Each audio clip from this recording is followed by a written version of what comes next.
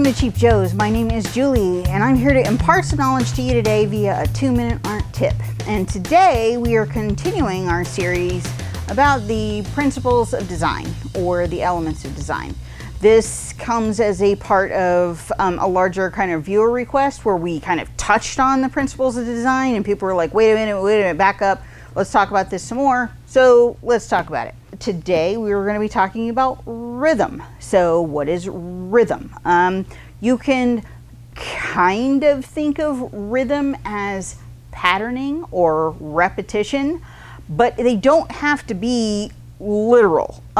So this one, we have a couple different versions of visual repetition inside this in order to create rhythm. So how can we do that? We can create rhythm with color, so repeated color, or color within a family. Maybe they're all within, the same basic like blue family or green family, like what we've done with this particular sample. Maybe the way that the paint or the marks are applied creates a rhythm. So like, let's say that you're dealing with a painting that has like heavy impasto brushwork.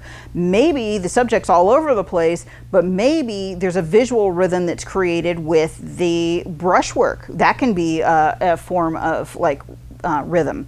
And then also maybe the line work, maybe the shapes. And so this one we've kind of overdone the rhythm here. We're like getting like all crazy because we have color rhythm and that all of these colors are within the kind of same family. We also have lines where we have repeated kind of line weight.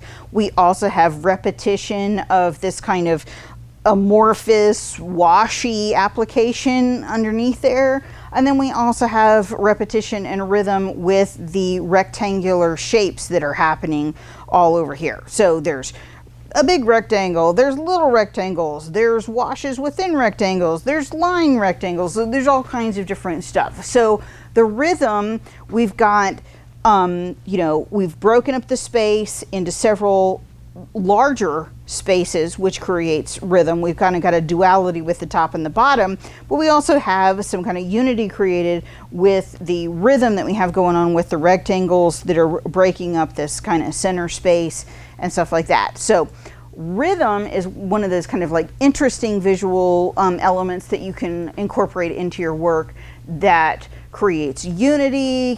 You can use it to move the viewer's eye around the space, the visual space, and also you can use it to create interest. So rhythm has a whole bunch of different applications within your composition. So go into your next piece and like look at whether the piece has any kind of rhythmic nature to it, some kind of visual repetition of any kind in your work, because it can add a lot of interest and really kind of amp up what can normally be something fairly simple and mundane, and can bring a lot of joy and visual delight.